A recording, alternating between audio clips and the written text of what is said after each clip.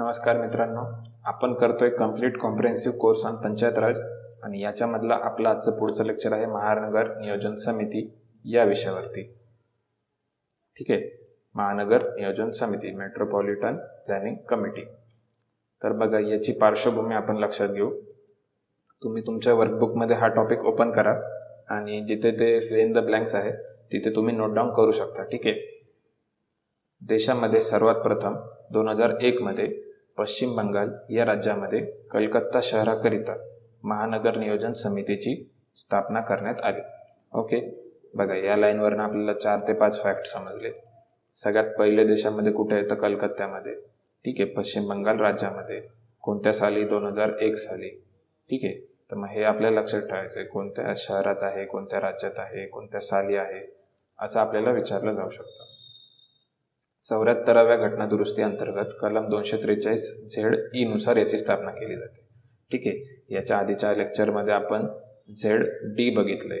ठीक आहे, ZD मध्ये DPC आहे, डिस्ट्रिक्ट प्लॅनिंग कमिटी. ओके, आणि ZE मध्ये मेट्रोपॉलिटन प्लॅनिंग कमिटी म्हणजे MPC आहे. ठीक आहे, हे एकामागे एक आहे आणि या दोघींची पण निर्मिती 74व्या घटनादुरुस्तीने आहे. ठीक आहे, 74th. आणि आपल्याला आयोग इथे कन्फ्यूज कुठनं करेल, इथे 74 ऐवजी आपल्याला आयोग 73 देईल. ओके, तर ते पण मी सांगतोय की आयोग कुठे कन्फ्यूज करणार आहे, तर मग म्हणून लक्षात ठेवा. ठीक आहे, प्रत्येक महानगराच्या विकासाकरिता योजना स्थापन करणे हा याचा हेतू आहे. ओके, राज्य शासन पुढील तरतूद करू शकते. पुढील काय तरतूद करू शकते राज्य शासन? याची स्थापना करायची आहे, याचे सदस्य निवड कसे करायचे, केंद्र सरकार, राज्य शासन आणि इतर संस्था यांना प्रतिनिधित्व द्यायचंय. तर हे द्यायचंय की नाही हे कोण तरतूद करू शकतं? तर हे राज्य शासन करू शकतं. ओके, समितीचं कार्य काय असेल हे पण राज्य शासन करू शकतं. म्हणजे बघा, हे सगळं राज्यांच्या इच्छेवर अवलंबून आहे. इथे जास्त काही बाइंडिंग गोष्टी दिलेल्या नाहीये. एकच बाइंडिंग गोष्ट आहे जी मी तुम्हाला पुढे सांगणार आहे. ओके, ही समिती विकास योजना तयार करताना राज्यपालाने आदेशाने नमूद केलेल्या संस्था आणि संघटना यांच्याशी चर्चा मसलत करेल. अध्यक्ष समितीने पाठवलेली विकास योजना राज्य शासनाकडे पाठवतील. ठीक आहे, इथे अध्यक्ष समितीने पाठवलेली विकास योजना. ठीक आहे, म्हणजे हे MPCचा जो काही प्रेसिडेंट आहे किंवा अध्यक्ष आहे, ठीक आहे, तर तो त्यांची योजना राज्य शासनाकडे पाठवेल, म्हणजे वर पाठवेल. ठीक आहे, जसं DPC मध्ये काम चालतं तसं इथे पण MPC अप्रोच असणार आहे. याचे सदस्य कोण आहे ते बघू आपण. आता बघा, सदस्य प्रत्येक ठिकाणी वेगवेगळे असू शकतात. ओके, प्रत्येक राज्यामध्ये याचं स्ट्रक्चर वेगवेगळं असू शकतं, पण घटनेने याच्याविषयी काय म्हटलंय की याचे 2/3 सदस्य हे निर्वाचित असावे किंवा इलेक्टेड असावे. ठीक आहे, DPCच्या बाबतीत घटनेने काय म्हटलंय की 4/5 मेंबर्स शुड बी इलेक्टेड. ठीक आहे, आणि MPCच्या बाबतीत घटना काय म्हणते की 2/3 मेंबर्स शुड बी इलेक्टेड. बाकी तुम्ही सदस्य किती पण ठेवा, काय पण ठेवा. ठीक आहे, ते काही सांगितलेलं नाही. ओके, घटनेत ह्याच 2 गोष्टी सांगितल्या. आता महाराष्ट्रातलं बघू आपण विशेष काय. महाराष्ट्र महानगर नियोजन समिती. तर महानगर नियोजन समिती रचना व कामे अधिनियम 1999. बघा, त्याच्यासाठी वेगळा कायदा आहे 1999चा. याच्या कलम 3 अन्वये प्रत्येक महानगर क्षेत्रामध्ये 45 सदस्यांचा समावेश असलेली एक महानगर नियोजन समितीची रचना करण्यात येणार आहे. ओके, म्हणजे एका मेट्रोपॉलिटन एरियासाठी 45 मेंबर असतील अशी बॉडी बनवायची या कायद्यानुसार महाराष्ट्रासाठी. इथपर्यंत क्लिअर आहे? मग आता सदस्य कोण असतील? तर ABCDE टाईपचे सदस्य. काही पदसिद्ध आहे, काही नॉमिनेटेड आहे, काही इलेक्टेड आहे, काही विशेष निमंत्रित आहे आणि काही सचिव आहे. ओके, तर पदसिद्ध सदस्य कोणते? तर शासनाचे प्रधान सचिव किंवा नगर विकास विभागाचे सचिव हे याचे पदसिद्ध सदस्य आहेत. तसेच संबंधित महसूल विभागाचे विभागीय आयुक्त. ठीक आहे, डिव्हिजनल कमिशनर. इथे जिल्हाधिकारी आहे का कुठे पदसिद्ध सदस्य? नाही, म्हणजे DM याचा पदसिद्ध सदस्य नाहीये, तर डायरेक्टली विभागीय आयुक्त आहे. ठीक आहे, तर मग हे लक्षात ठेवा, कारण प्रश्न आलेला आहे आपल्याला या मुद्द्यावरती. ठीक आहे, मग आता नॉमिनेटेड बघू. मग आता राज्य सरकार कोणाला नॉमिनेट करतं? तर सगळ्यात पहिलं राज्य शासनाकडून या MPCचा जो अध्यक्ष आहे त्याला नॉमिनेट केलं जातं.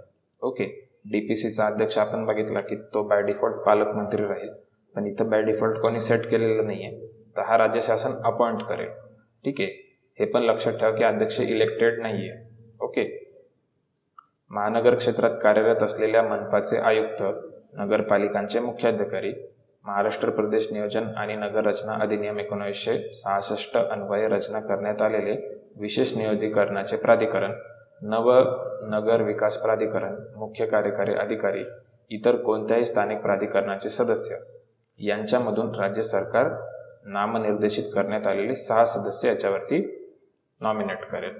ठीक आहे, म्हणजे एक अध्यक्ष पण राज्य सरकार नॉमिनेट करते आणि यांच्यामधनं 6 मेंबर पण नॉमिनेट करतात.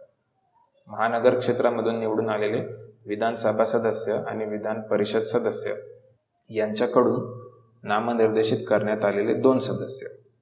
ठीक आहे, तर यांच्या मार्फत सुद्धा 2 सदस्य होतील. नगर विकास, नागरी पायाभूत सोयी, वित्त व्यवस्था, नगर परिवहन, पर्यावरण, व्यापार उद्योग आणि नागरी सामूहिक विकास यामधील अनुभव आणि विशेष ज्ञान असलेले राज्य शासनाकडूनचे नामनिर्देशित करण्यात आलेले 4 सदस्य. ठीक आहे, आता बघा हे खूप जास्त डिटेल आहे, कारण हे कायद्यात तसं घेतलं आणि मला घेणं सोपं आहे कारण मी कॉपी पेस्ट करून इथं लिहिलंय. आपल्या इतकं बारीक लक्षात नाही राहणार आणि एवढा बारीक प्रश्न पण येणार नाही. ठीक आहे, म्हणून मी सांगतो काय की हा पॉईंट लक्षात ठेवा की इथे विभागीय आयुक्त आहे पदसिद्ध सदस्य, अध्यक्ष हा नॉमिनेटेड आहे, नॉट इलेक्टेड, एवढं लक्षात ठेवा. ठीक आहे, आणि हा पुढचा पॉईंट लक्षात ठेवा की इलेक्टेड सदस्य किती आहे, तर इलेक्टेड आहे 2/3. महानगर नियोजन समितीच्या एकूण सदस्यांपैकी किमान 2/3 एवढे सदस्य महानगर क्षेत्रातील नगरपालिकांचे निर्वाचित सदस्य, पंचायतींचे अध्यक्ष यांच्याद्वारे त्या नगरपालिकांच्या आणि पंचायतींच्या लोकसंख्येच्या प्रमाणात निवडून देण्यात येतील.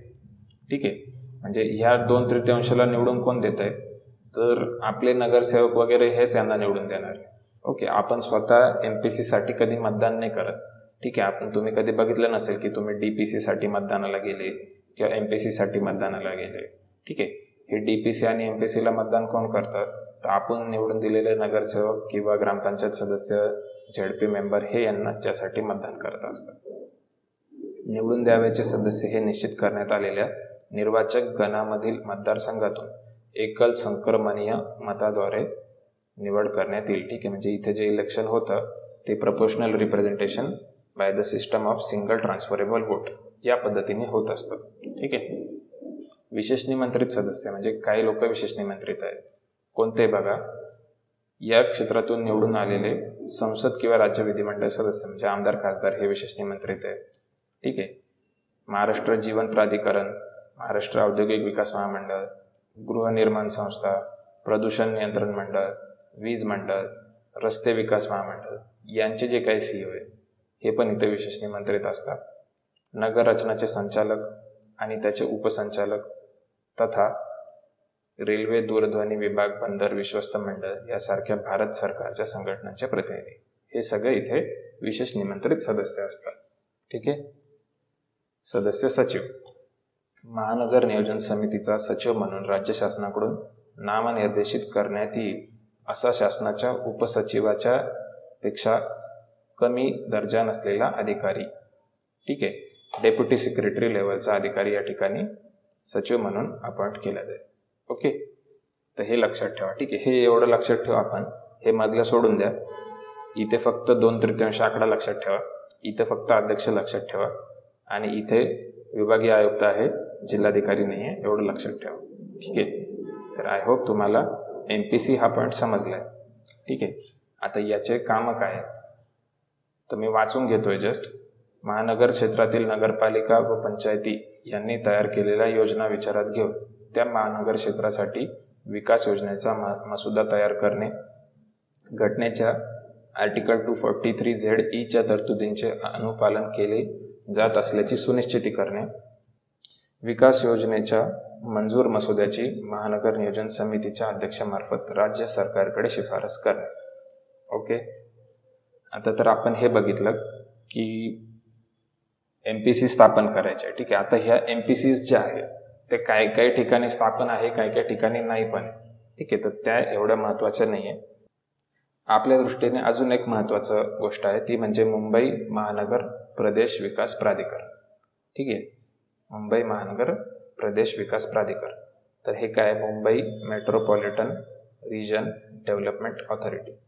ठीक आहे, तर ही एक वेगळी समिती आहे जी मुंबईसाठीच बनलेली आहे. ठीक आहे, हिच्यावरती प्रश्न आला होता म्हणून मी ते इथं घेतलेलं आहे. हिचं काम काय आहे की मुंबई महानगर क्षेत्राच्या विकासाचे नियोजन करणं. ठीक आहे, MMRDAचं काम काय, तर मुंबई महानगर क्षेत्र जे आहे, मुंबई मेट्रोपॉलिटन एरिया, तर याच्या डेव्हलपमेंटचं प्लॅन करणं हे याचं काम आहे. मग MMR रिजनमध्ये कोणते जिल्हे येतात? ठीक आहे, MMR रिजनमध्ये बघा, मुंबई शहर, मुंबई उपनगर, पालघर, ठाणे आणि रायगड हे 5 जिल्हे येतात. याची स्थापना कधी आहे, तर 26 जानेवारी 1975ला याची स्थापना केलेली आहे. याचा कार्यकारी प्रमुख कोण असतो, तर मुख्यमंत्री हे स्वतः असतात. ठीक आहे, हा खूप इम्पॉर्टंट पॉईंट आहे, लक्षात ठेवा. महानगर आयुक्त जो असतो, ठीक आहे, तो राज्य सरकारतर्फे नियुक्त केला जातो. याचे सदस्य आहे 17 आणि याचं काम काय आहे की दळणवळण, गृहनिर्माण, पाणी पुरवठा, पर्यावरणात सुधारणा हे याचं काम आहे. ठीक आहे, तर MMRDAच्या बाबतीत काय लक्षात ठेवायचे फॅक्ट, MMRDA मध्ये 5 जिल्हे आहे, 5 डिस्ट्रिक्ट. स्थापना 26 जानेवारी 1975. याचे एक्झिक्युटिव्ह हेड किंवा कार्यकारी प्रमुख हे मुख्यमंत्री स्वतः आहे आणि याचा जो आयुक्त असतो त्याची नियुक्ती राज्य सरकार करतं, केंद्र सरकार नाही करत, हे लक्षात ठेवा. 17 सदस्य आणि या विषयांसाठी ते काम करेल. ओके, तर आय होप MMRDA पण तुमचं क्लिअर झालं असेल. तर या ठिकाणी आपला MPSCचा व्हिडिओ संपलेला आहे. तुम्हाला हा जर व्हिडिओ आवडला असेल तर नक्की लाईक करा, शेअर करा, आपल्या मित्रांना शेअर करू शकताय आणि स्वाध्याय ई-लर्निंगबद्दल त्यांना सांगू शकता. नवीनच असाल तर जरूर सबस्क्राईब करून ठेवा. काही प्रश्न असल्यास कमेंट करा आणि आपल्या टेलिग्राम चॅनलला सुद्धा जॉईन व्हा. याच्यानंतर लगेचच तुम्ही पार्ट 2चा व्हिडिओ करा, ज्याच्यामध्ये मी MPSCवरती आलेले 2-3 प्रश्न या ठिकाणी जे आलेले ते घेणार आहे. तर भेटूया पुढच्या व्हिडिओमध्ये. थँक्यू.